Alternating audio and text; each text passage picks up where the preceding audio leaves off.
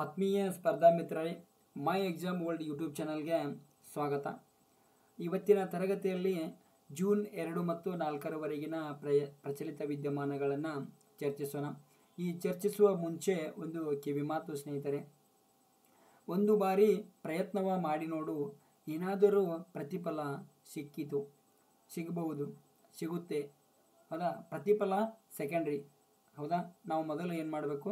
ಪ್ರಯತ್ನ ಮಾಡಬೇಕು. ಓಕೆನಾ?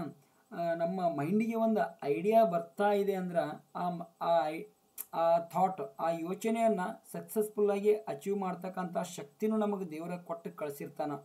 ಹೌದಾ? ಯಾವುದೇ ಒಂದು ಐಡಿಯಾ ನಮ್ಮ ಮೈಂಡಿಗೆ ಬರ್ತಾ ಇದೆ ಅಂದ್ರೆ ಅದನ್ನು ನಮಗೆ ಸಕ್ಸಸ್ಫುಲ್ಲಾಗಿ ಅಚೀವ್ ಮಾಡೋಕ್ಕೆ ಏನು ಶಕ್ತಿ ಬೇಕೋ ಆ ಶಕ್ತಿಯನ್ನು ದೇವರು ನಮ್ಮಲ್ಲಿ ಕೊಟ್ಟು ಕಳಿಸಿರ್ತಾನೆ ಅಂತಕ್ಕಂಥದ್ದು ನಮ್ಗೆ ಗೊತ್ತಿರಬೇಕು. ಓಕೆನಾ? ನೀವೇನಾದರೂ ಈ ತರಗತಿಯನ್ನು ಮೈ ಎಕ್ಸಾಮ್ ವರ್ಲ್ಡ್ ಯೂಟ್ಯೂಬ್ ಚಾನಲನ್ನು ಇದೇ ಮೊದಲ ಬಾರಿಗೆ ನೋಡ್ತಾ ಇದ್ದರೆ ಏನು ಮಾಡಿರಿ? ಸಬ್ಸ್ಕ್ರೈಬ್ ಮಾಡಿರಿ. ಹಾಗೆ ಪಕ್ಕದಲ್ಲಿ ಕಾಣ್ತಕ್ಕಂಥ ಬೆಲ್ ಐಕಾನನ್ನು ಕ್ಲಿಕ್ ಮಾಡಿರಿ ಅಂತ ಹೇಳ್ತಾ ಇವತ್ತಿನ ಮೊದಲ ಪ್ರಶ್ನೆಗೆ ಹೋಗೋಣ. ನೋಡ್ರಿ, ಯಾವ ದಿನವನ್ನು ವಿಶ್ವ ಬೈಸಿಕಲ್ ದಿನವೆಂದು ಆಚರಿಸುತ್ತೇವೆ ಅಂದರೆ ಜೂನ್ 3 ನಾವು ಏನು ಮಾಡ್ತೀವಿ? ವಿಶ್ವ ಬೈಸಿಕಲ್ ದಿನ ಅಂತೇಳಿ ಆಚರಣೆ ಮಾಡ್ತೀವಿ. ಓಕೆನಾ? ಇದರದ್ದು 2024ರ ಥೀಮ್ ಏನಾಗಿತ್ತಪ್ಪ ಅಂತಂದ್ರೆ promoting health, equity and sustainability through cycling ಅಂತಕ್ಕಂಥದ್ದು ಇದ್ರ 2024ರ ಥೀಮ್ ಆಗಿತ್ತು. ಓಕೆನಾ? ಯುನೈಟೆಡ್ ನೇಷನ್ಸ್ ಜನರಲ್ ಅಸೆಂಬ್ಲಿ ಏನು ಮಾಡಿತ್ತಪ್ಪ ಅಂತಾರೆ 2018ರಲ್ಲಿ ಜೂನ್ 3 ಏನು ಮಾಡಿತ್ತು? ವಿಶ್ವ ಬೈಸಿಕಲ್ ದಿನ ಅಂತೇಳಿ ಆಚರಣೆ ಮಾಡಿತು. ಓಕೆನಾ? ಮೊದಲ ಬಾರಿಗೆ 2018ರಲ್ಲಿ ಆಚರಣೆ ಮಾಡಿತು. ಅಂದಿನಿಂದ ಪ್ರತಿ ವರ್ಷ ಜೂನ್ 3 ವಿಶ್ವ ಬೈಸಿಕಲ್ ದಿನ ಅಂತೇಳಿ ಆಚರಣೆ ಮಾಡ್ತಾ ಬರ್ತಾ ಇದ್ದೀವಿ. ಓಕೆನಾ? ಈ ಬೈಸಿಕಲನ್ನು 1839ರಲ್ಲಿ ಮ್ಯಾಕ್ಮಿಲನ್ ರವರು ಕಂಡುಹಿಡಿತಾರೆ. ಓಕೆನಾ? ಬೈಸಿಕಲನ್ನು ಮೊಟ್ಟ ಮೊದಲ ಬಾರಿಗೆ ಯಾರು ಕಂಡುಹಿಡಿತಾರೆ? ಮ್ಯಾಕ್ಮಿಲನ್ ರವರು ಕಂಡುಹಿಡಿತಾರೆ. ಈ ಬೈಸಿಕಲನ್ನು ಅಭಿವೃದ್ಧಿಪಡಿಸಿದ ವಿಶ್ವದ ಮೊದಲ ದೇಶ ಯಾವುದಪ್ಪ ಅಂತಂದ್ರೆ ಫ್ರಾನ್ಸ್. ನಮ್ಮಲ್ಲಿ ಭಾರತದಲ್ಲಿ ಇರ್ತಕ್ಕಂಥ ಸೈಕಲ್ ಯಾವ ದೇಶದ ಮಾದರಿಯನ್ನು ಹೊಂದಿವೆ ಅಂದರೆ ಇಂಗ್ಲೆಂಡ್ ದೇಶದ ಮಾದರಿಯನ್ನು ಹೊಂದಿವೆ. ಏನ್ರಿ? ಇಂಗ್ಲೆಂಡ್ ದೇಶದ ಮಾದರಿಯನ್ನು ಹೊಂದಿವೆ. ಇದು ಜಸ್ಟ್ ಸಿಂಪಲ್ ಆಗಿತ್ತು. ನೆಕ್ಸ್ಟ್ ಹೋಗೋಣ್ರಿ. ಇತ್ತೀಚೆಗೆ FSSAI ಅಂತಕ್ಕಂಥ ಸಂಸ್ಥೆ ಏನು ಮಾಡಿತ್ತಪ್ಪ ಅಂದ್ರೆ ಸಿಹಿ ತಿನಿಸುಗಳ ಮತ್ತು ಆಹಾರ ಪದಾರ್ಥಗಳಲ್ಲಿ ಒಂದು ಪದಾರ್ಥವನ್ನು ನಿಷೇಧ ಮಾಡಿತು, ಬಳಕೆಯ ಪದಾರ್ಥವನ್ನು ನಿಷೇಧ ಮಾಡಿತು. ಅದು ಯಾವುದಪ್ಪ ಅಂದ್ರೆ ಲಿಕ್ವಿಡ್ ನೈಟ್ರೋಜನ್ ಅಂತಕ್ಕಂಥದ್ದನ್ನು ನಿಷೇಧ ಮಾಡಿತು. ಓಕೆನಾ? ಇಲ್ಲಿ ಇದು ಲಿಕ್ವಿಡ್ ನೈಟ್ರೋಜನ್ ಅಂತಕ್ಕಂಥದ್ದು ಕಡಿಮೆ ತಾಪದಲ್ಲಿ ದ್ರವ ಸ್ಥಿತಿಯಲ್ಲಿ ಇರ್ತದ. ಓಕೆನಾ? ಈ ನೈಟ್ರೋಜನ್ ಏನ ಕಡಿಮೆ ತಾಪದಲ್ಲಿ ಇದ್ರೂ ಕೂಡ ದ್ರವ ಸ್ಥಿತಿಯಲ್ಲಿ ಇರ್ತದ. ಆಮೇಲೆ ಇದರ ಕುದಿಯುವ ಬಿಂದು ಎಷ್ಟೈತೆಪ್ಪ ಅಂತಂದ್ರೆ -196 ಡಿಗ್ರಿ ಸೆಲ್ಸಿಯಸ್, -196 ಡಿಗ್ರಿ ಸೆಲ್ಸಿಯಸ್ ಅಂತಕ್ಕಂಥದ್ದು. ಓಕೆನಾ? ಇಲ್ಲಿ ಆಹಾರ ಸುರಕ್ಷತೆ ಮತ್ತು ಗುಣಮಟ್ಟ ಕಾಯ್ದೆ 2006 ಇಲ್ಲಿ ಯಾವಾಗ ಜಾರಿಗೆ ಬಂತ್ರಿ? ಆಹಾರ ಸುರಕ್ಷತೆ ಮತ್ತು ಗುಣಮಟ್ಟ ಕಾಯ್ದೆ ಯಾವಾಗ ಜಾರಿಗೆ ಬಂತಪ್ಪ ಅಂತಂದ್ರೆ 2006 ಜಾರಿಗೆ ಬರ್ತದೆ. ಈ ಕಾಯ್ದೆಯ ನಿಯಮಗಳ ಪ್ರಕಾರ ಲಿಕ್ವಿಡ್ ನೈಟ್ರೋಜನ್ ಅನ್ನು ಹೈನುಗಾರಿಕೆ ಉತ್ಪನ್ನಗಳು ಮತ್ತು ಐಸ್ ಕ್ರೀಮ್ಗಳ ತಯಾರಿಕೆಯಲ್ಲಿ ಮಾತ್ರ ಬಳಸಬೇಕಂತೇಳಿ ಅನುಮೋದನೆಯನ್ನು ನೀಡಲಾಗಿತ್ತು. ಓಕೆನಾ? ಇಲ್ಲಿ FSSAI ಅಂತಕ್ಕಂಥ ಸಂಸ್ಥೆಯ ಕುರಿತು ಸ್ವಲ್ಪ ನೋಡಿದರೆ ನಾವು food safety and standard authority of India ಅಂತಕ್ಕಂಥದ್ದು ಇದರದ ಫುಲ್ ಫಾರ್ಮ್. ಇದು ಸಂಸ್ಥೆ 2006 ಜಾರಿಗೆ ಬರ್ತದೆ. ಆಮೇಲೆ ಇದರ ಹೆಡ್ ಕ್ವಾರ್ಟರ್ ಎಲ್ಲೈತಿ? ನವದೆಹಲಿ ಒಳಗೆ ಇದರ ಹೆಡ್ ಕ್ವಾರ್ಟರ್ ಐತಿ. ಆಮೇಲೆ ಮುಂಬೈ, ಕೋಲ್ಕತ್ತಾ ಮತ್ತು ಚೆನ್ನೈಗಳಲ್ಲಿ ಇದರ ಪ್ರಾದೇಶಿಕ ಕೇಂದ್ರ ಕಚೇರಿಗಳನ್ನ ನಮ್ಗೆ ಗೊತ್ತಿರಬೇಕು. ಆಮೇಲೆ ಇನ್ನು ಭಾರತದಲ್ಲಿ ಆಹಾರ ಗುಣಮಟ್ಟವನ್ನು ಕಾಪಾಡುವ ನೋಡಲ್ ಏಜೆನ್ಸಿ ಯಾವುದಾದ್ರೂ ಇದ್ರೆ ಅದು FSSAI. ಯಾವುದ್ರಿ? FSSAI ಅಂತಕ್ಕಂಥ ಸಂಸ್ಥೆ. ಭಾರತದಲ್ಲಿ ಆಹಾರ ಗುಣಮಟ್ಟವನ್ನು ಕಾಪಾಡುವ ಸಂಸ್ಥೆ ಯಾವುದಪ್ಪ ಅಂತಂದ್ರೆ FSSAI. ಓಕೆನಾ? ಇದು ಆಹಾರ ಮತ್ತು ಕುಟುಂಬ ಕಲ್ಯಾಣ ಸಚಿವಾಲಯದ ಅಡಿಯಲ್ಲಿ ಸ್ಥಾಪಿತವಾದ ಶಾಸನಬದ್ಧ ಸಂಸ್ಥೆ. ಓಕೆನಾ? ಇದರ ಅಧ್ಯಕ್ಷರು ಯಾರ್ದಾರಪ್ಪ ಅಂತಂದ್ರೆ ಪ್ರಸ್ತುತ ಅಪೂರ್ವ ಚಂದ್ರ ಅಂತಕ್ಕಂಥವ್ರು ಇದರ ಅಧ್ಯಕ್ಷರಿದಾರು. ಇದರ CEO ಯಾರ್ದಾರಪ್ಪ ಅಂತಂದ್ರೆ ಜಿ ಕಮಲಾವರ್ಧನ್ ರಾವ್ ಇದರ ಪ್ರಸ್ತುತ CEO ದಾರು. ಇವರು 2022ರಲ್ಲಿ ನೇಮಕಗೊಳ್ತಾರೋ. ಈ FSSAI ಏನೈತಲ್ಲ ಇದರ CEO ಆಗಿ ನೇಮಕಗೊಂಡ ಮೊದಲ ಮಹಿಳೆ ಯಾರಪ್ಪ ಅಂತಂದ್ರೆ ಜಿ ಕಮಲಾವರ್ಧನ್ ರಾವ್ ಅಂತಕ್ಕಂಥದ್ದು ಗೊತ್ತಿರಬೇಕು. ಓಕೆ, ನೆಕ್ಸ್ಟ್ ಹೋಗೋಣ್ರಿ. ಇತ್ತೀಚೆಗೆ ಸುದ್ದಿಯಲ್ಲಿರುವ ರಫೇಲ್ ಮರೈನ್ ಯುದ್ಧ ವಿಮಾನವನ್ನು ಅಭಿವೃದ್ಧಿಪಡಿಸಿದ ಕಂಪನಿ ಯಾವುದು ಅಂದರೆ ಈ ಕಂಪನಿ ಯಾವುದು ನೋಡ್ರಿ? ಫ್ರಾನ್ಸ್ ದೇಶದ ಡಸಾಲ್ಟ್ ಏವಿಯೇಷನ್ ಕಂಪನಿ ಏನು ಮಾಡುತ್ತೆ? ರಫೇಲ್ ಮರೈನ್ ಯುದ್ಧ ವಿಮಾನವನ್ನು ಅಭಿವೃದ್ಧಿಪಡಿಸ್ತಾ ಇದೆ. ಆಮೇಲೆ ಈ ರಫೇಲ್ ಮರೈನ್ ಯುದ್ಧ ವಿಮಾನ ಖರೀದಿಗಾಗಿ ಭಾರತ ಫ್ರಾನ್ಸ್ ದೇಶದೊಂದಿಗೆ ಒಪ್ಪಂದ ಮಾಡಿಕೊಳ್ಳಕ ಮುಂದಾಗಿದೆ. ಓಕೆನಾ? ಈ ರಫೇಲ್ ಮರೈನ್ ಯುದ್ಧ ವಿಮಾನವನ್ನು ಯಾಕೆ ಖರೀದಿ ಮಾಡತ್ತೀವಪ್ಪ ಅಂತಂದ್ರೆ ಭಾರತೀಯ ನೌಕಾಪಡೆಗಾಗಿ ಖರೀದಿ ಮಾಡ್ತಾ ಇದ್ದೇವೆ. ಆಮೇಲೆ ಈಗ ಆಲ್ರೆಡಿ 36 ಯುದ್ಧ ವಿಮಾನಗಳನ್ನು ಭಾರತೀಯ ವಾಯುಪಡೆಗಾಗಿ ಖರೀದಿ ಮಾಡಿದ್ದಾಗಿದೆ. ಭಾರತೀಯ ವಾಯುಪಡೆಗಾಗಿ ಖರೀದಿ ಮಾಡಿದೆ. ಓಕೆನಾ, ಅದ್ರ ಮುಂದೆ ಐತಿ ಹೇಳ್ತೀನಿ.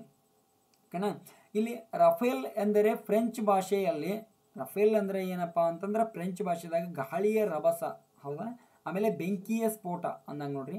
ಆಮೇಲೆ ಈಗಾಗಲೇ ಭಾರತ 36 ರಫೇಲ್ ಯುದ್ಧ ವಿಮಾನಗಳನ್ನು ಖರೀದಿಸಿದೆ. ಇವು ವಾಯುಪಡೆಯಲ್ಲೇ ಸೇವೆ ಸಲ್ಲಿಸ್ತಾ ಇವೆ. ಈ 36 ರಫೇಲ್ ಯುದ್ಧ ವಿಮಾನಗಳನ್ನು ಹೆಂಗೆ ಖರೀದಿ ಮಾಡಿದ್ರಪ್ಪ ಅಂತಂದ್ರೆ 2015ಕ್ಕಿಂತ ಮುಂಚಿತವಾಗಿ 2015ಕ್ಕಿಂತ ಮುಂಚಿತವಾಗಿ ಏನಾಗಿತ್ತು ಅಂದ್ರೆ 126 ರಫೇಲ್ ಯುದ್ಧ ವಿಮಾನಗಳನ್ನು ಖರೀದಿ ಮಾಡುವ ಒಪ್ಪಂದವಾಗಿತ್ತು. ಓಕೆನಾ, 126 ರಫೇಲ್ ಯುದ್ಧ ವಿಮಾನಗಳನ್ನ ಖರೀದಿ ಮಾಡುವ ಒಪ್ಪಂದ ಆಗಿತ್ತು. ಈ 2015ರಲ್ಲಿ ನರೇಂದ್ರ ಮೋದಿ ಅವರು ಬಂದು ಏನು ಮಾಡ್ತಾರಪ್ಪ ಅಂದ್ರೆ 36 ಯುದ್ಧ ವಿಮಾನಗಳನ್ನು, ರಫೇಲ್ ಯುದ್ಧ ವಿಮಾನಗಳನ್ನು ತೆಗೆದುಕೊಳ್ತಾರೆ. ರಫೇಲ್ ಯುದ್ಧ ವಿಮಾನಗಳನ್ನು ತೆಗೆದುಕೊಂಡ ನಂತರ ಏನು ಮಾಡ್ತಾರಂದ್ರೆ ಇಲ್ಲಿ 2015ಕ್ಕಿಂತ ಮೊದಲು ಏನಾಗಿತ್ತಪ್ಪ ಅಂತಂದ್ರೆ ದೇಶೀಯವಾಗಿ HAL ದವರಿಗೆ ಸ್ಥಳೀಯವಾಗಿ ರಫೇಲ್ ಯುದ್ಧ ವಿಮಾನಗಳನ್ನು ತಯಾರಿಸಕ್ಕೆ ಕೊಡಬೇಕಂತ ಹೇಳಿತ್ತು. ಇಲ್ಲಿ ನರೇಂದ್ರ ಮೋದಿ ಅವರು ಬಂದು ಏನು ಮಾಡಿದ್ರಪ್ಪ ಅಂದ್ರೆ ರಿಲಯನ್ಸ್ ಇಂಡಸ್ಟ್ರೀಸ್ ಲಿಮಿಟೆಡ್ದವರಿಗೆ ಈ ಉಳಿದ ವಿಮಾನಗಳನ್ನು, ರಫೇಲ್ ಯುದ್ಧ ವಿಮಾನಗಳನ್ನು ತಯಾರಿಸಕ್ಕೆ ಅವಕಾಶ ಕೊಟ್ಟರು. ಹೌದಾ, ಇದೇ ಎಷ್ಟೋ ಸಾರಿ ಸುದ್ದಿ ಒಳಗಿತ್ತು. ಓಕೆನಾ, ನೆಕ್ಸ್ಟ್ ನೋಡೋಣ್ರಿ. ಯಾವ ದೇಶದಲ್ಲಿ ಮಧ್ಯ ಏಷ್ಯಾದ ಮೊದಲ ಪರಮಾಣು ವಿದ್ಯುತ್ ಸ್ಥಾವರವನ್ನು ಸ್ಥಾಪಿಸಲು ರಷ್ಯಾ ಯೋಜಿಸಿದೆ ಅಂದ್ರೆ ಉಜ್ಬೇಕಿಸ್ತಾನ್. ನೋಡ್ರಿ, ಉಜ್ಬೇಕಿಸ್ತಾನ್ ಒಳಗೆ ಮಧ್ಯ ಏಷ್ಯಾದ ಮೊದಲ ಪರಮಾಣು ವಿದ್ಯುತ್ ಸ್ಥಾವರವನ್ನು ರಷ್ಯಾ ನಿರ್ಮಿಸಕ ಯೋಜನೆಯನ್ನು ರೂಪಿಸಿದೆ. ರಷ್ಯಾದ ಪರಮಾಣು ವಿದ್ಯುತ್ ಶಕ್ತಿ ಸಂಸ್ಥೆಯಾದ ರೋಸೋಥಾಮ್ ಅಂತಕ್ಕಂಥ ಸಂಸ್ಥೆ ಏನದ ಉಜ್ಬೇಕಿಸ್ತಾನದಾಗ 55 ಮೆಗಾವ್ಯಾಟ್ ಸಾಮರ್ಥ್ಯದ 6 ಪರಮಾಣು ರಿಯಾಕ್ಟರ್ಗಳನ್ನು ಸ್ಥಾಪಿಸುತ್ತಿದೆ. ಆಮೇಲೆ Russia to build nuclear power plant in Uzbekistan ಅಂತಕ್ಕಂಥದ್ದು ಇಲ್ಲ ಇದೆ ನೋಡಿ. ಆಮೇಲೆ ಈ ಪರಮಾಣು ವಿದ್ಯುತ್ ಸ್ಥಾವರಗಳ ಬಗ್ಗೆ ಸ್ವಲ್ಪ ನೋಡಿದ್ರ ಏನಪ್ಪ, ಪರಮಾಣು ವಿದ್ಯುತ್ ಸ್ಥಾವರಗಳ ಬಗ್ಗೆ ಈಗ ರಷ್ಯಾದವ್ರು ಇನ್ನೂ ಪರಮಾಣು ವಿದ್ಯುತ್ ಸ್ಥಾವರಗಳು ಬೇರೆ ಬೇರೆ ದೇಶ ಒಳಗೆ ಮಾಡ್ತಾರೆ, ಮ್ಯಾನ್ಮಾರ್ದಾಗ ಮಾಡತ್ತಾರಂತ ಸುದ್ದಿಯೊಳಗಿತ್ತು. ಆಮೇಲೆ ಟರ್ಕಿಯಲ್ಲಿ ಅಕ್ಕೂಯಿ ಅಂತ ಬರ್ತದೆ, ಏನ್ರಿ ಅಕ್ಕೂಯು ಎಲ್ಲಿ ಟರ್ಕಿದಾಗ, ಇದನ್ನ ಟರ್ಕಿದಾಗ ಮಾಡತ್ತಾರ. ಆಮೇಲೆ ಈಜಿಪ್ಟ್ ಒಳಗೆ ಮಾಡತ್ತಾರ. ಈಜಿಪ್ಟ್ ಒಳಗೆ ಯಾವುದಪ್ಪ ಅಂದ್ರೆ ಎಲ್ ದಬಾ 1 ದಬಾ 2 ದಬಾ 3 ಅಂತಕ್ಕಂಥವು. ಇದು ಎಲ್ಲಿಪ್ಪ ಅಂದ್ರೆ ಈಜಿಪ್ಟ್. ಆಮೇಲೆ ಇವೆಲ್ರಿ ಯಾರ ಸಹಯೋಗದೊಂದಿಗೆ, ರಷ್ಯಾದ ಸಹಯೋಗದೊಂದಿಗೆ.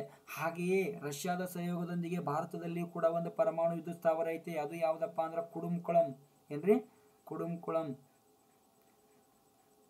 ಕುಡುಂಕುಳಂ ಅಂತಕ್ಕಂಥದ್ದು. ಇದು ಭಾರತದ ಅತಿ ದೊಡ್ಡ ಪರಮಾಣು ವಿದ್ಯುತ್ ಸ್ಥಾವರ. ಯಾವ್ದ್ರಿ, ಭಾರತದ ಅತಿ ದೊಡ್ಡ ಪರಮಾಣು ವಿದ್ಯುತ್ ಸ್ಥಾವರ ಯಾವ್ದಪ್ಪ ಅಂದ್ರೆ ಕುಡುಂಕುಳಂ ಅಂತಕ್ಕಂಥದ್ದು ಗೊತ್ತಿರಲಿ. ಇದು ರಷ್ಯಾದ ಸಹಯೋಗದೊಂದಿಗೆ ಸ್ಥಾಪಿತಗೊಂಡಿದೆ. ಹಾಗಾದ್ರೆ ಭಾರತದ ಪ್ರಥಮ ಪರಮಾಣು ವಿದ್ಯುತ್ ಸ್ಥಾವರ ಯಾವ್ದ್ರಿ, ತಾರಾಪುರ. ಇದು ಎಲ್ಲೈತ, ಮಹಾರಾಷ್ಟ್ರ ಒಳಗೈತಿ. ಓಕೆನಾ, ಇದು ಕುಡುಂಕುಳಂ ಎಲ್ಲೈತಿ, ತಮಿಳುನಾಡು ಒಳಗೆ ಕಂಡು ಬರ್ತದ, ಗೊತ್ತಿರಲಿ.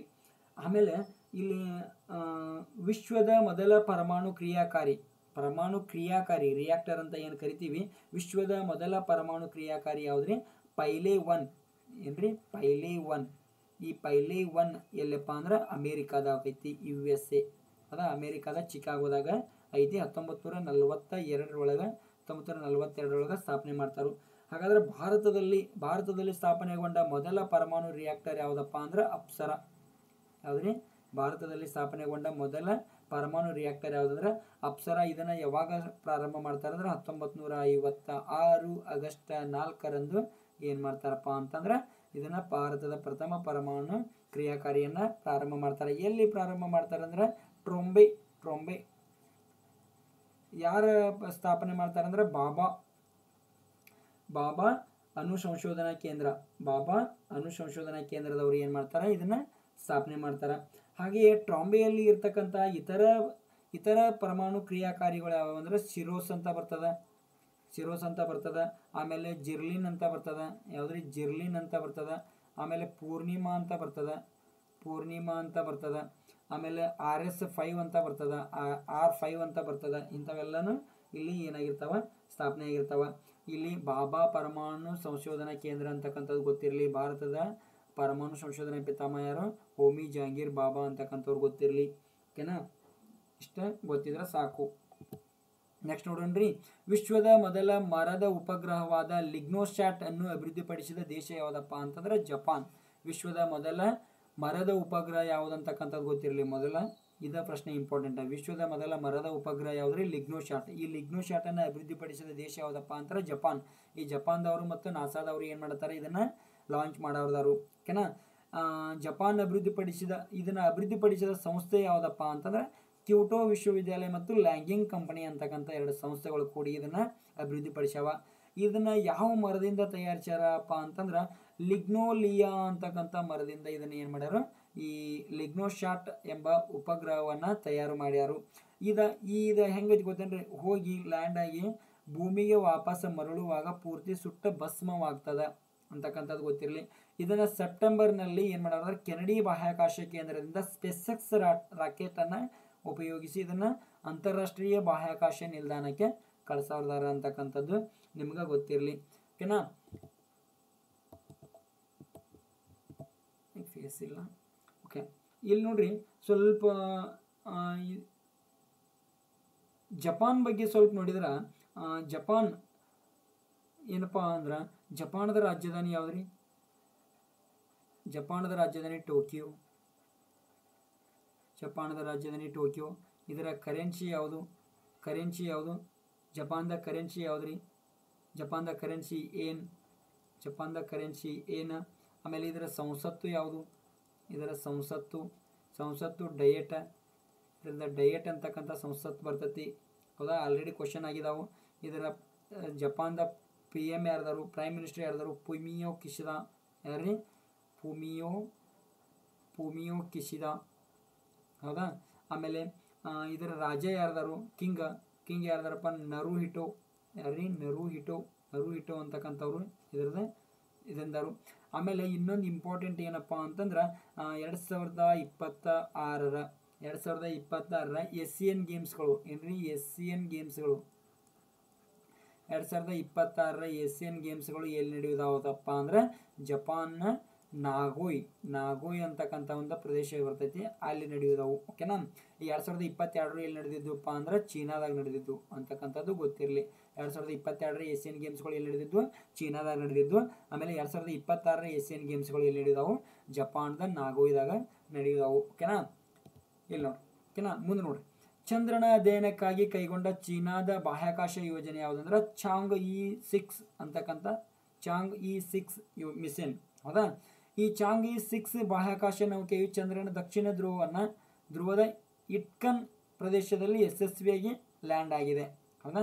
ಈ ದಕ್ಷಿಣ ಧ್ರುವವನ್ನು ಪ್ರವೇಶಿಸಿದ ದಕ್ಷಿಣ ಧ್ರುವದಲ್ಲಿ ತನ್ನ ರೋವರನ್ನು ಲ್ಯಾಂಡ್ ಮಾಡಿದ ಮೊದಲ ದೇಶ ಯಾವುದಾದ್ರೂ ಇದ್ರೆ ಅದು ಭಾರತ.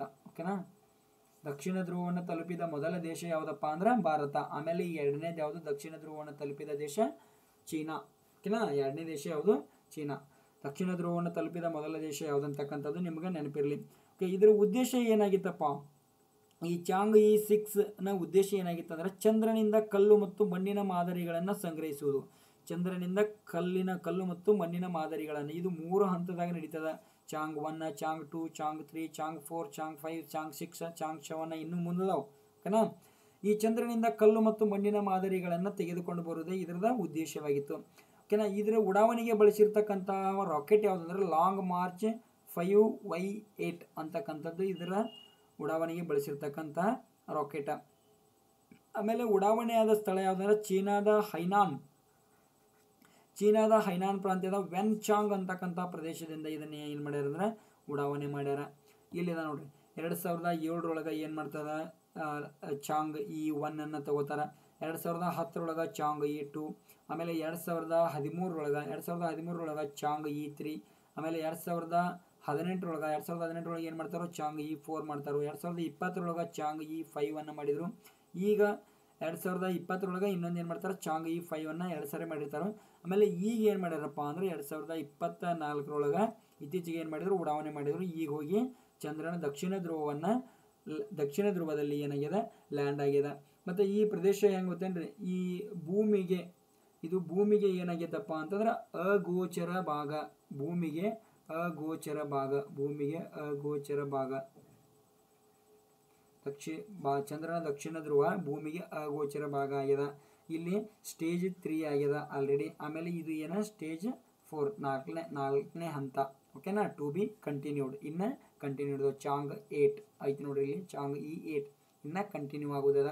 ಓಕೆನಾ, ಇಷ್ಟಂತೂ ಇರಲಿ. ಓಕೆ, ಇದು 4ನೇ ಹಂತದ ಚಾಂಗ್ E6ದ ಉದ್ದೇಶ ಏನಾಗಿದೆ ಅಂದ್ರೆ ನಿಮಗೆ ಗೊತ್ತಿರಲಿ. ಚಾಂಗ್ E6ದ ಉದ್ದೇಶ ಏನಾಗಿತ್ತಪ್ಪ ಅಂತಂದ್ರೆ ಚಂದ್ರನಿಂದ ಅಥವಾ ಭೂಮಿಯಿಂದ ಅಗೋಚರವಾದ ಭಾಗ, ಚಂದ್ರನ ಅಗೋಚರವಾದ ಭಾಗದಿಂದ ಚಂದ್ರನಿಂದ ಕಲ್ಲು ಮತ್ತು ಮಣ್ಣಿನ ಮಾದರಿಗಳನ್ನು ತರುವುದ ಚಾಂಗ್ E6ದ ಉದ್ದೇಶ ಆಗಿತ್ತು ಅಂತಕ್ಕಂಥದ್ದು ನೆನಪಿರಲಿ. ಅದ ಮೋಸ್ಟ್ ಇಂಪಾರ್ಟೆಂಟ್ ಆಗ್ತದೆ. ಓಕೆನಾ, ಅಥವಾ ಇನ್ನೊಂದು ಏನು ಇಂಪಾರ್ಟೆಂಟ್ ಅಂದ್ರೆ ಚಾಂಗ್ E6 ಮಿಷನ್ ಅನ್ನು ಕೈಗೊಂಡ ದೇಶ ಯಾವುದು? ಹೌದಾ, ಇಷ್ಟು ಇಂಪಾರ್ಟೆಂಟ್. Okay, next ನೋಡೋಣ್ರಿ. ಶುಕ್ರನ ಅಧ್ಯಯನಕ್ಕಾಗಿ ಮೆಗಲಾನ್ ಮಿಷನ್ ಕೈಗೊಂಡ ಸಂಸ್ಥೆ ಯಾವುದಪ್ಪ ಅಂತಂದ್ರೆ ನಾಸಾ. ನೋಡ್ರಿ, ಶುಕ್ರನ ಅಧ್ಯಯನಕ್ಕಾಗಿ ಮೆಗಲಾನ್ ಮಿಷನ್ ಕೈಗೊಂಡ ಸಂಸ್ಥೆ ಯಾವುದಪ್ಪ ಅಂತಂದ್ರೆ ನಾಸಾ ಅಂತಕ್ಕಂಥ ಸಂಸ್ಥೆ. ನಾಸಾ ಲಾಂಗ್ ಫಾರ್ಮ್ ಏನ್ರಿ, national aeronautics and space Administration ಅಂತಕ್ಕಂಥದ್ದು ಇದರದ ಫುಲ್ ಫಾರ್ಮ್. ನಾಸಾ ಸಂಸ್ಥೆ ಇದನ್ನು ಏನು ಮಾಡಿತ್ತು 1989ರಲ್ಲಿ ಉಡಾವಣೆ ಮಾಡಿತ್ತು. 1989ರ ಉಡಾವಣೆ ಮಾಡಿದ್ದು ಈಗ ಕೇಳತ್ತೀರಿಪ್ಪ ಅಂತಂದ್ರೆ ಈ ನೌಕೆ ಇತ್ತೀಚೆಗೆ ಏನು ಮಾಡಿತ್ತಪ್ಪ ಅಂತಂದ್ರೆ ಶುಕ್ರ ಗ್ರಹದಲ್ಲಿ ಜ್ವಾಲಾಮುಖಿಗಳ ಪ್ರಕ್ರಿಯೆಗಳನ್ನು ಸೆರೆ ಹಿಡಿದಿತ್ತು. ಓಕೆನಾ, ಇದು ಯಾಕೆ ಸುದ್ದಿದಾಗೈತೆ ಅಂದ್ರೆ ಮೆಗಲಾನ್ ಮಿಷನ್ ಇಂಥವ ಕೇಳಿಬಿಡ್ತಾರೆ ರೀ. ಮೆಗಲಾನ್ ಮಿಷನ್ ಯಾವ ಸಂಸ್ಥೆ ಕೈಗೊಂಡಿತ್ತಪ್ಪ ಅಂತಂದ್ರೆ ನಾಸಾ. ಓಕೆನಾ, ಈ ನೌಕೆ ಇತ್ತೀಚೆಗೆ ಏನು ಮಾಡಿತ್ತಪ್ಪ ಅಂತಂದ್ರೆ ಶುಕ್ರ ಗ್ರಹದಲ್ಲಿ ಜ್ವಾಲಾಮುಖಿಗಳ ಪ್ರಕ್ರಿಯೆಯನ್ನು ಗುರುತಿಸಿತ್ತು. ಇನ್ನು ಇದು ನೋಡ್ರಿ, ನಾಸಾ ಅಂತಕ್ಕಂಥ ಸಂಸ್ಥೆ full form National Aeronautics Space Administration ಅಂತಕ್ಕಂಥದ್ದು ಇದರದ ಫುಲ್ ಫಾರ್ಮ್. ಇದರದ ಹೆಡ್ ಕ್ವಾರ್ಟರ್ ಎಲ್ಲಿ ಕಂಡು ಬರ್ತೈತಪ್ಪ ಅಂತಂದ್ರೆ ವಾಷಿಂಗ್ಟನ್ DC. ಏನ್ರಿ, ವಾಷಿಂಗ್ಟನ್ DC.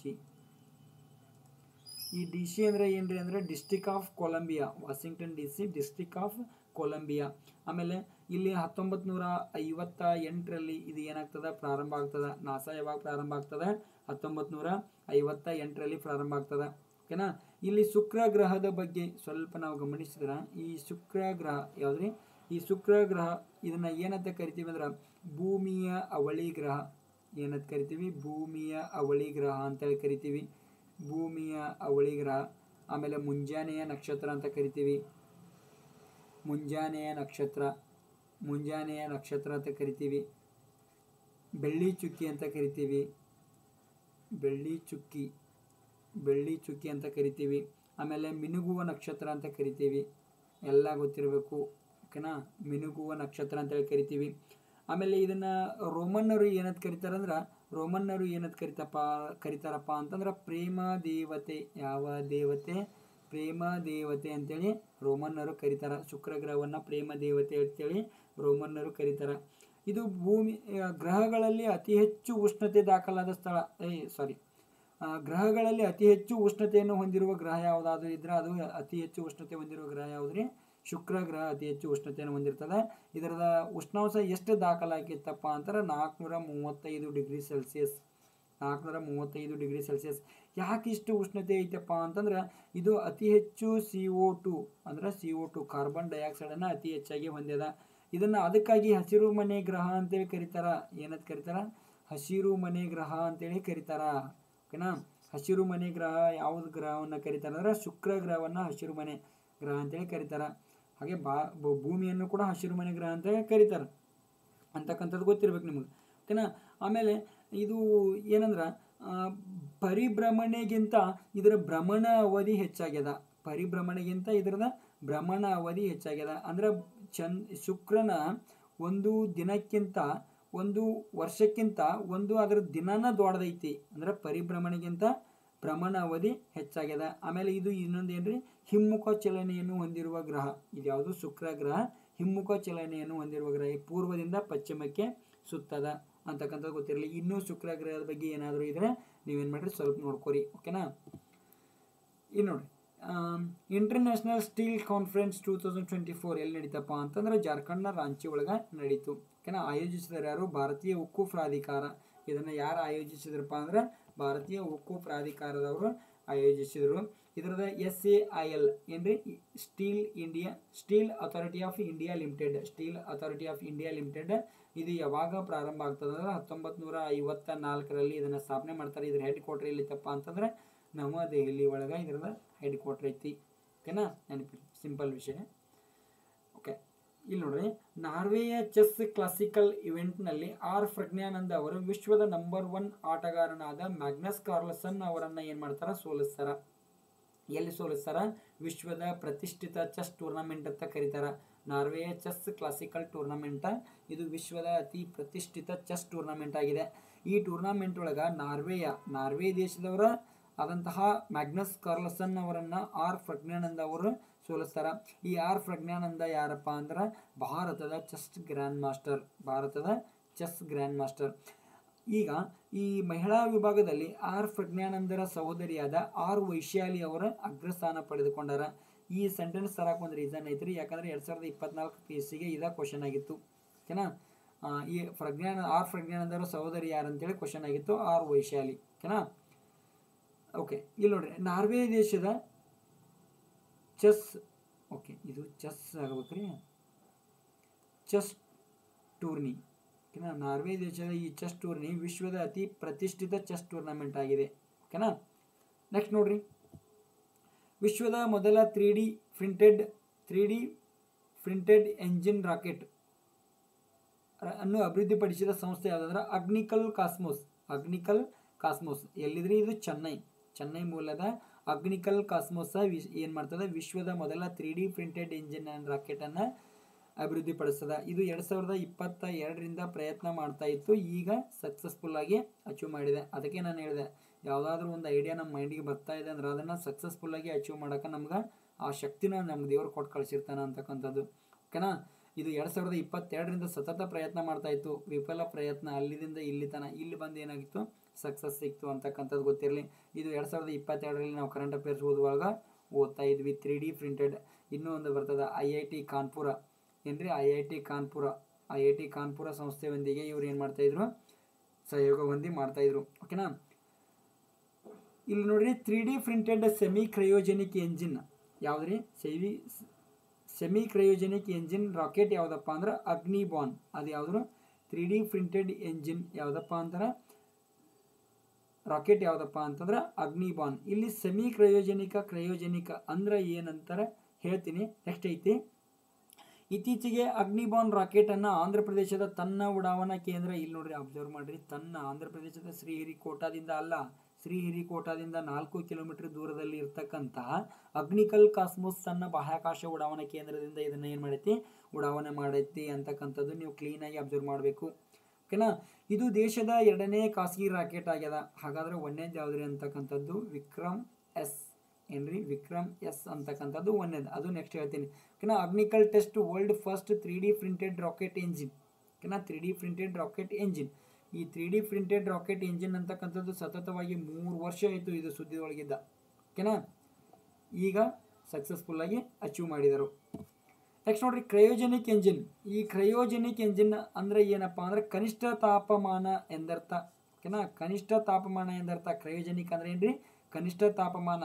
ಈ ಕ್ರಯೋಜೆನಿಕ್ ಎಂಜಿನ್ ಇಂಧನ ಏನಾಗಿರ್ತೈತಪ್ಪ ಅಂತಂದ್ರೆ ದ್ರವ ರೂಪದ ಆಮ್ಲಜನಕ ಮತ್ತು ಜಲಜನಕ. ದ್ರವ ರೂಪದ ಆಮ್ಲಜನಕ ಮತ್ತು ಇದೇನಾಗಿರ್ತದೆ, ಜಲಜನಕ. ಆಮ್ಲಜನಕ ಮತ್ತು ಜಲಜನಕ ಎರಡು ಇದರದ ಕ್ರಯೋಜೆನಿಕ್ ಎಂಜಿನ್ನ ಇಂಧನ ಆಗಿರ್ತಾವ. ಆಮೇಲೆ ಕ್ರಯೋಜೆನಿಕ್ ಎಂಜಿನ್ನ ಉತ್ಪಾದನಾ ಘಟಕ ಯಾವುದಪ್ಪ ಅಂದ್ರೆ HAL. ಓಕೆನಾ? ಎಲ್ಲೈತೆ?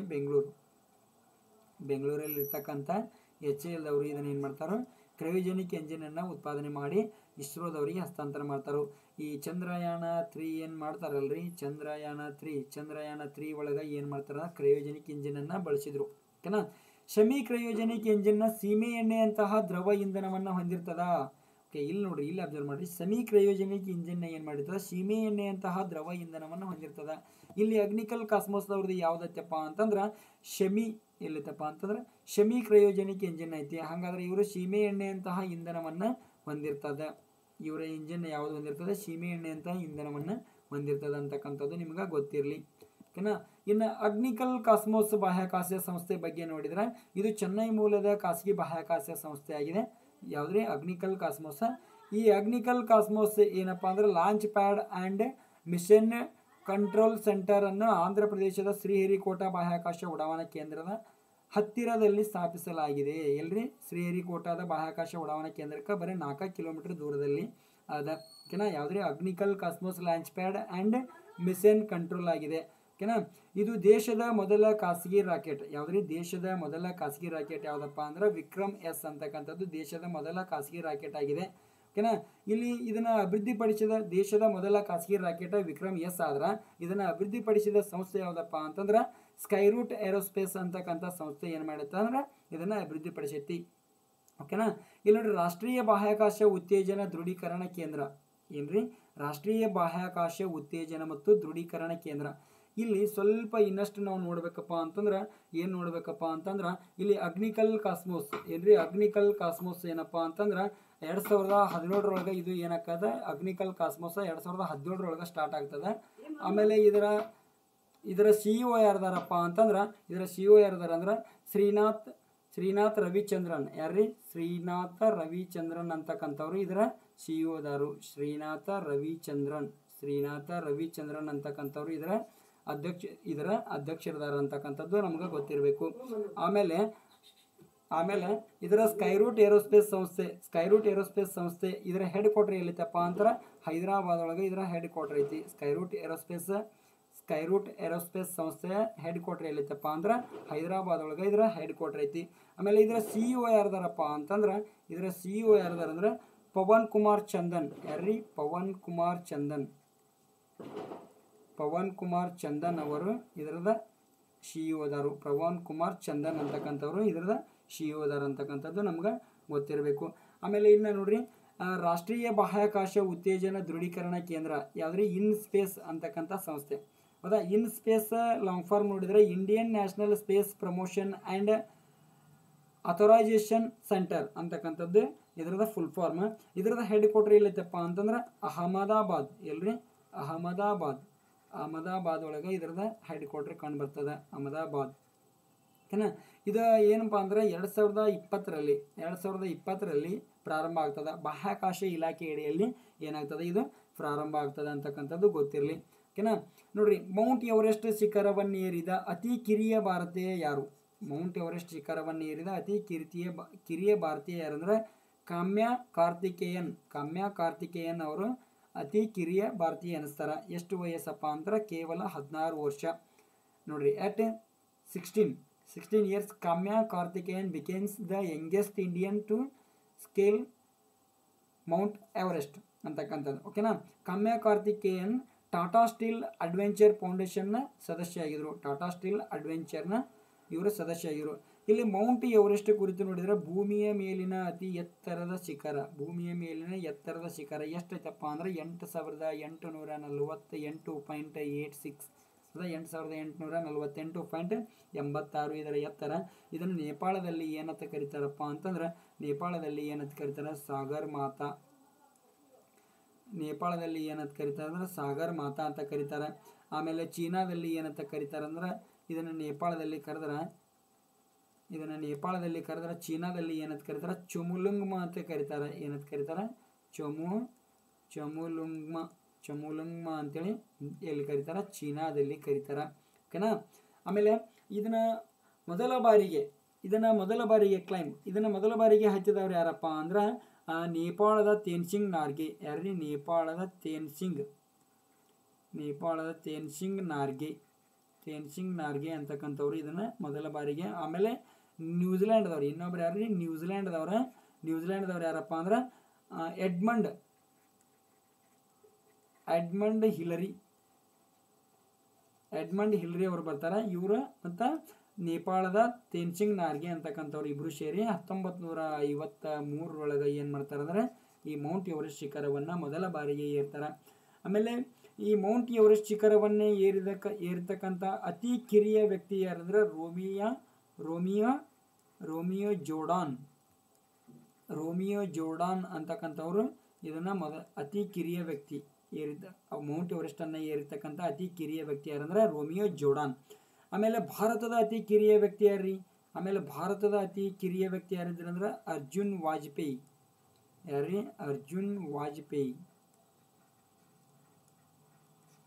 ಓಕೆನಾ. ಭಾರತದ ಅತಿ ಕಿರಿಯ ಮಹಿಳೆ ಯಾರಂದ್ರೆ ಕಾಮ್ಯಾ ಕಾರ್ತಿಕೇಯನ್.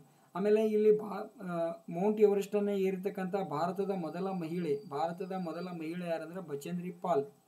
ಯಾರೀ? ಬಚೇಂದ್ರಿ ಪಾಲ್ ಅಂತಕ್ಕಂಥವ್ರು. ಆಮೇಲೆ ವಿಶ್ವದ ಪ್ರಥಮ ಮಹಿಳೆ ಯಾರಂದ್ರೆ ಜಂಕೋ ತಾಬೆ. ಯಾರೀ?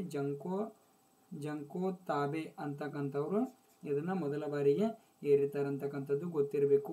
ಓಕೆನಾ? ಎಲ್ಲಿ ಕಂಡು ಬರ್ತೈತಿ? ಟಿಬೆಟ್ ಮತ್ತು ಚೀನಾ. ಟಿಬೆಟದಲ್ಲಿ ಮೌಂಟ್ ಎವರೆಸ್ಟ್ ಕಂಡು ಬರ್ತೈತಿ. ಓಕೆನಾ? ನೆಕ್ಸ್ಟ್ ನೋಡೋಣ್ರಿ.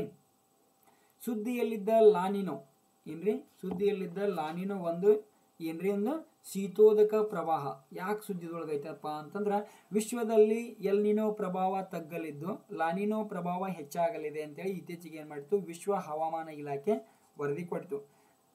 ಹಾಗಾದ್ರೆ ನಾವು ಈ ಲಾನಿನೋ ಬಗ್ಗೆ ಸ್ವಲ್ಪ ನೋಡ್ಬೇಕಾದ್ರೆ ಏನ್ರಿ? ಲಾನಿನೋ ಬಗ್ಗೆ ನೋಡ್ಬೇಕಾದ್ರೆ ಪೆಸಿಫಿಕ್ ಮಹಾಸಾಗರದ ಮೇಲ್ಮೈ ಸರಾಸರಿಗಿಂತ ಹೆಚ್ಚಿನ ತಾಪಮಾನವಾದ್ರೆ ಏನಾಕತ್ತೆ ಅಂದ್ರೆ ಲಾನಿನೋ ಪ್ರವಾಹ ಬೀಸ್ತತಿ ಅಂತಕ್ಕಂಥದ್ದು ನಮ್ಗೆ ಗೊತ್ತಿರಲಿ. ನೆಕ್ಸ್ಟ್ ವಿಡಿಯೋದಾಗ ಕ್ಲಿಯರ್ ಮಾಡ್ತೀನಿ ಎಲ್ಲ. ನೆಕ್ಸ್ಟ್ ಸ್ಲೈಡ್ ಒಳಗೆ ಇದು ಉಷ್ಣೋದಕ ಪ್ರವಾಹ ಯಾವುದು? ಎಲ್ ನೀನೋ ಅಂತಕ್ಕಂಥದ್ದು ಉಷ್ಣೋದಕ ಪ್ರವಾಹ ಆದ್ರೆ ಇದನ್ನ ಏನಂತ ಕರೀತಾರೆ?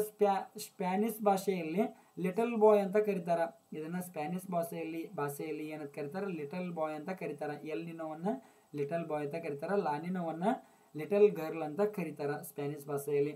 ಎಲ್ಲವೂ ಹೇಳ್ತೀನಿ. ಓಕೆನಾ? ಇದು ಏನಾಗ್ತದಪ್ಪ ಅಂದ್ರೆ ಪೆಸಿಫಿಕ್ ಮಹಾಸಾಗರದ ಮೇಲ್ಮೈನ ಸರಾಸರಿಗಿಂತ ತಾಪಮಾನ ಹೆಚ್ಚಾಗ್ತದ. ಓಕೆನಾ? ಇಲ್ಲಿ ನೋಡ್ರಿ, ಎಲ್ ನೀನೋ ಇದು ಏನ್ರಿ?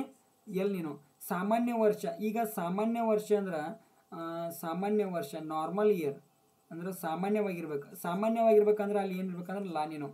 ಈಗ ಏನಾಗ್ತೈತಪ್ಪ ಅಂತಂದ್ರೆ ಸಾಮಾನ್ಯ ವರ್ಷದೊಳಗೆ ಅತಿ ಹೆಚ್ಚು ಉಷ್ಣತೆ ಎಲ್ಲಿರ್ತೈತಿ ಅಂದ್ರೆ ಇಲ್ಲಿರ್ತೈತಿ. ಆಸ್ಟ್ರೇಲಿಯಾ ಕರಾವಳಿ ತೀರದಾಗ ಅತಿ ಹೆಚ್ಚು ಉಷ್ಣತೆ ಇರ್ತೈತಿ.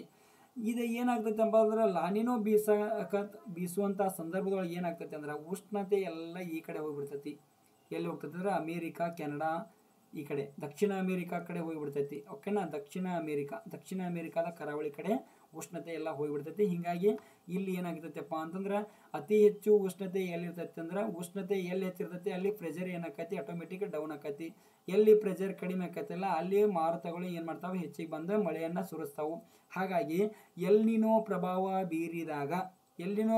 ಬೀರಿದಾಗ ಅತಿ ಹೆಚ್ಚು ಮಳೆಯನ್ನು ಪಡಿತಕ್ಕಂಥ ಪ್ರದೇಶಗಳು ಯಾವಪ್ಪ ಅಂತಂದ್ರೆ ಚಿಲಿ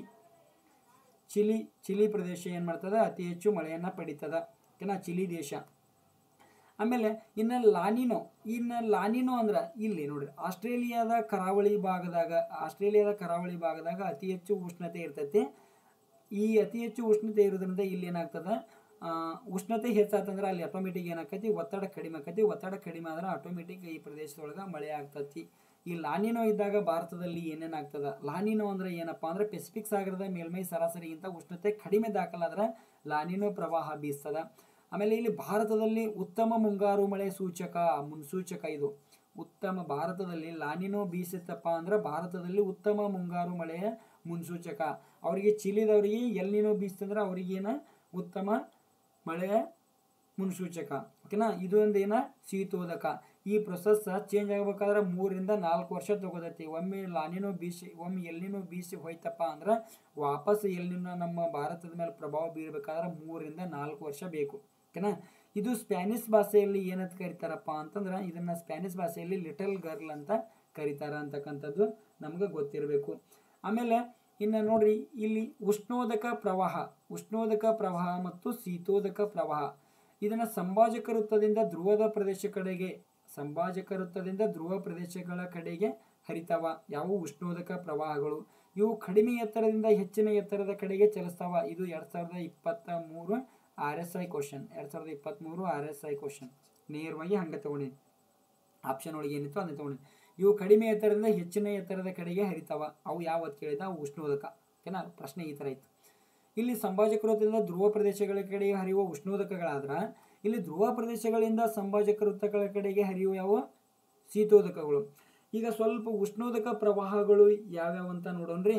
ಉಷ್ಣೋದಕ ಪ್ರವಾಹಗಳು ಯಾವ್ಯಾವ ಅಂದ್ರೆ ಒಂದು ಕುರುಶಿವೇನು ಉಷ್ಣೋದಕ. ಆಮೇಲೆ ಗಲ್ಫ್ ಆಫ್ ಸ್ಟ್ರೀಮ್ ಏನ್ರಿ? Gulf of stream.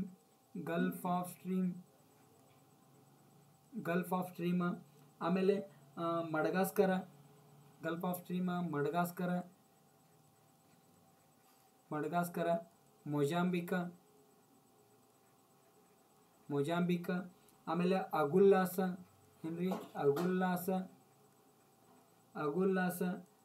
ಆಮೇಲೆ ಮೊಜಾಂಬಿಕ್ ಆಗ್ಯದ. ಓಕೆನಾ, ಇವೆಲ್ಲ ಕುರುಶಿಯೋ, ಗಲ್ಫ್ ಆಫ್ ಸ್ಟ್ರೀಮ್, ಮಡಗಾಸ್ಕರ, ಮೊಜಾಂಬಿಕ ಇವೆಲ್ಲ ಏನಂದ್ರೆ ಇವು ಬ್ರೆಜಿಲ್, ಇನ್ನೊಂದು ಬರ್ತೈತಿ ಬ್ರೆಜಿಲ್ ಅಂತ ಬರ್ತೈತಿ. ಇವೆಲ್ಲ ಏನಪ್ಪ ಅಂತಂದ್ರೆ ಉಷ್ಣೋದಕ ಪ್ರವಾಹಗಳು. ಆಮೇಲೆ ಶೀತೋದಕ ಪ್ರವಾಹಗಳು ಯಾವ್ಯಾವ ಅಂತಂದ್ರೆ ನೋಡಿದ್ರೆ ಒಂದು ಓಯಾಶಿಯೋ, ಕುರುಶಿಯೋ ಎರಡು ಎಲ್ಲಿ ಕಂಡು ಬರ್ತಾವೆ, ಜಪಾನ್ ದೇಶದೊಳಗೆ ಕಂಡು ಬರ್ತಾವ. ಆಮೇಲೆ ನಾರ್ವೇಜಿಯನ್, ಆಮೇಲೆ ಲ್ಯಾಬ್ರಡಾರ,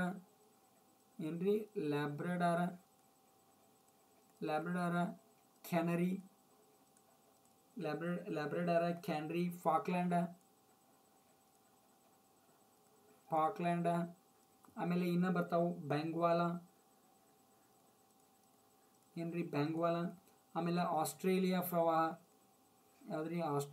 ಪ್ರವಾಹ, ಇವೆಲ್ಲ ಪ್ರವಾಹಗಳು ಓಯಾಶಿಯೋ, ನಾರ್ವೇಜಿಯನ್, ಲ್ಯಾಬ್ರಡಾರ, ಕ್ಯಾನರಿ, ಫಾಕ್ಲ್ಯಾಂಡ, ಬೆಂಗ್ವಾಲ, ಆಸ್ಟ್ರೇಲಿಯಾ ಇವೆಲ್ಲ ಯಾವ ಪ್ರವಾಹಗಳು, ಶೀತೋದಕ ಪ್ರವಾಹಗಳು. ಆಮೇಲೆ ಉಷ್ಣೋದಕ ಪ್ರವಾಹಗಳು ಯಾವಂದ್ರೆ ಕುರುಶಿಯೋ, ಗಲ್ಫ್ ಆಫ್ ಸ್ಟ್ರೀಮ್, ಮಡಗಾಸ್ಕರ, ಮೊಜಾಂಬಿಕಾ, ಓಕೆನಾ, ಅಗುಲ್ಲಾಸ, ಬ್ರೆಜಿಲ್ ಅಂತಕ್ಕಂಥವು ಇವೆಲ್ಲನೂ ಉಷ್ಣೋದಕ ಪ್ರವಾಹಗಳು. ಇವು ಧ್ರುವ ಪ್ರದೇಶಗಳಿಂದ ಸಂಭಾಜಕ ವೃತ್ತದ ಕಡೆಗೆ ಚಲಿಸುವ ಯಾವು ಶೀತೋದಕಗಳು, ಸಂಭಾಜಕ ವೃತ್ತದಿಂದ ಧ್ರುವ ಪ್ರದೇಶಗಳ ಕಡೆಗೆ ಚಲಿಸುವ ಯಾವು ಉಷ್ಣೋದಕಗಳು ಅಂತಕ್ಕಂಥದ್ದು ಗೊತ್ತಿರಬೇಕು. ಓಕೆನಾ, ಇಲ್ಲಿ ನೋಡ್ರಿ ಶಾರ್ಟ್ ಕ್ವಶನ್ಸ್. ಇಲ್ಲಿ ಒನ್ ಲೈನರ್ಸ್ ಅಂತ ಹಾಕೋದ್ರಿಂದ ಇಲ್ಲಿ ಹೆಡ್ಡಿಂಗ್ ನಾನು ಏನು ಕೊಡ್ತಾ ಇದ್ದೆ ಅಂದರೆ ಒನ್ ಲೈನರ್ಸ್ ಕೊಡ್ತಾ ಇದ್ದೆ. ಸ್ವಲ್ಪ ಮಹಾಪ್ರಭುಗಳು ಯಾರೋ ಒಬ್ಬರು ಕಾಪಿ ರೈಟ್ಸ್ ಫ್ರಮ್ ಆಫೀಸರ್ ಅಡ್ಡ ಅಂತೇಳಿ ಒಂದು ಕಮೆಂಟ್ ಹಾಕಿದ್ರು. ಹೀಗಾಗಿ ಇರ್ಲಪ್ಪ ನಾವು ಒನ್ ಲೈನರ್ಸ್ ಅವ್ರದ್ದು ಕಾಪಿ ಮಾಡಿದಂಗೆ ಆಗಿಬಿಟ್ಟೈತೆ ಅವರಿಗೆ. ಹೀಗಾಗಿ ನಾವೇನು ಮಾಡಿದೆವು, ಶಾರ್ಟ್ ಕ್ವಶನ್ಸ್ ಅಂತ ನಾವು ಚೇಂಜ್ ಮಾಡಿದ್ವಿ. ಓಕೆನಾ, ಚೇಂಜಸ್ ಅನ್ನೋದು ಇರಲೇಬೇಕು.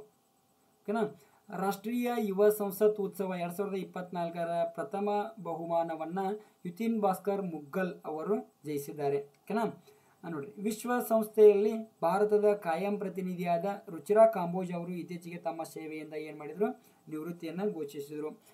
ವಿಶ್ವಸಂಸ್ಥೆಯಲ್ಲಿ ಕಾಯಂ ಪ್ರತಿನಿಧಿಯಾಗಿ ಸೇವೆ ಸಲ್ಲಿಸಿದ ಮೊದಲ ಭಾರತೀಯ ಮಹಿಳೆ ಯಾರಪ್ಪ ಅಂತಂದ್ರೆ ರುಚಿರಾ ಕಾಂಬೋಜ್. ಓಕೆನಾ, ರುಚಿರಾ ಕಾಂಬೋಜ್. ಇನ್ನು ಐಐಟಿ ಕಾನ್ಪುರ ಮತ್ತು DRDO ಸಹಯೋಗದೊಂದಿಗೆ DRDO industry academia centre of excellence ಅನ್ನು ಪ್ರಾರಂಭ ಮಾಡ್ಯಾರ. ಓಕೆನಾ, ನೆಕ್ಸ್ಟ್ ನೋಡ್ರಿ, ಅರುಣಾಚಲ ಪ್ರದೇಶದ ಶಿಯಾಂಗ್ ಕಣಿವೆಯ ಇಂಗ್ಕು ಗ್ರಾಮದಲ್ಲಿ ಬೆಂಗಳೂರಿನ ಕೀಟಶಾಸ್ತ್ರಜ್ಞರು, ಸ್ವಲ್ಪ ಹೆಸರು ನೋಡ್ರಿ, ಪರಾಪರಾ ಟ್ರೆಚಿನಾನೀಲಾ ಅಂತಕ್ಕಂಥದ್ದು, ಪರಾಪರಾ ಟ್ರೆಚಿನಾನೀಲಾ ಎಂಬ ಅಪರೂಪದ ನೀಲಿ ಇರುವೆಯನ್ನು ಏನು ಮಾಡ್ಯಾರು, ಪತ್ತೆ ಹಚ್ಚಿದರು. ಓಕೆನಾ, ಆಮೇಲೆ ಇವು ಬಯಾಲಜಿಕಲ್ ಫೋಟೋನಿಕ್ ನ್ಯಾನೋ ಸ್ಟ್ರಕ್ಚರ್ ಕಣಗಳಿಂದ ಏನು ಮಾಡ್ತಾವೆ, ನೀಲಿ ಬಣ್ಣವನ್ನು ಬಿಡುಗಡೆ ಮಾಡ್ತಾವು. ಆಮೇಲೆ 2024ನೇ ಸಾಲಿನಲ್ಲಿ SN ಡೆವಲಪ್ಮೆಂಟ್ ಬ್ಯಾಂಕ್ ಭಾರತಕ್ಕೆ $2.6 ಬಿಲಿಯನ್ ನಷ್ಟು ಸಾಲ ಸೌಲಭ್ಯವನ್ನು ಒದಗಿಸಲು ಮುಂದಾಗಿದೆ. ಓಕೆನಾ, ಇಲ್ಲಿ ನೋಡ್ರಿ, ನ್ಯಾಷನಲ್ ಸ್ಟ್ಯಾಟಿಸ್ಟಿಕ್ಸ್ ಆಫೀಸ್ ಅಂಕಿಅಂಶದ ಪ್ರಕಾರ 2023-24ರಲ್ಲಿ ಭಾರತದ GDP ಬೆಳವಣಿಗೆ ದರ ಎಷ್ಟು ಇರಲಿದೆ ಅಂದರೆ 8.2%. ಓಕೆನಾ, ನೆಕ್ಸ್ಟ್ ನೋಡ್ರಿ, ತೈವಾನ್ ಓಪನ್ 2024ರ ಪುರುಷರ ಜಾವೆಲಿನ್ ಥ್ರೋ ಸ್ಪರ್ಧೆಯಲ್ಲಿ DP ಮನು ಅವರು ಏನು ಮಾಡಿದ್ರೆ ಚಿನ್ನದ ಪದಕವನ್ನು ಗೆದ್ದರು. ಓಕೆನಾ, ಇತ್ತೀಚೆಗೆ ಉದ್ಘಾಟನೆಗೊಂಡ ಕೊರಿಯಾ ಏರೋಸ್ಪೇಸ್ ಅಡ್ಮಿನಿಸ್ಟ್ರೇಷನ್ ದಕ್ಷಿಣ ಕೊರಿಯಾದ ನೂತನ ಬಾಹ್ಯಾಕಾಶ ಅಧ್ಯಯನ ಕೇಂದ್ರ ಇದಾಗಿದೆ. 2023-24ನೇ ಸಾಲಿನಲ್ಲಿ ಭಾರತದ ಅತಿ ದೊಡ್ಡ ವಿದೇಶಿ ನೇರ ಬಂಡವಾಳ ಹೂಡಿಕೆದಾರ ರಾಷ್ಟ್ರ ಯಾವುದಪ್ಪ ಅಂತಂದ್ರೆ ಸಿಂಗಾಪುರ. ಓಕೆನಾ, ಎರಡನೇ ಸ್ಥಾನದಲ್ಲಿ ಯಾವುದಂದ್ರೆ ಮಾರಿಷಿಯಸ್. ಓಕೆನಾ, ಮಾರಿಷಿಯಸ್ ಎರಡನೇ ಸ್ಥಾನದಾಗಿದ್ರೆ ಮೂರನೇ ಸ್ಥಾನದಾಗ ಯಾವುದೈತಪ್ಪ ಅಂದ್ರೆ ಅಮೇರಿಕಾ ಐತಿ. ಓಕೆನಾ, ಓಕೆ, ಇಲ್ಲಿಗೆ ಈ ತರಗತಿ ಮುಕ್ತಾಯಗೊಳ್ತದ. ಇಲ್ಲಿವರೆಗೂ ಕ್ಲಾಸ್ ಕೇಳಿರ್ತಕ್ಕಂಥ ಎಲ್ಲ ಸ್ಪರ್ಧಾ ಮಿತ್ರರಿಗೆ ಧನ್ಯವಾದಗಳು.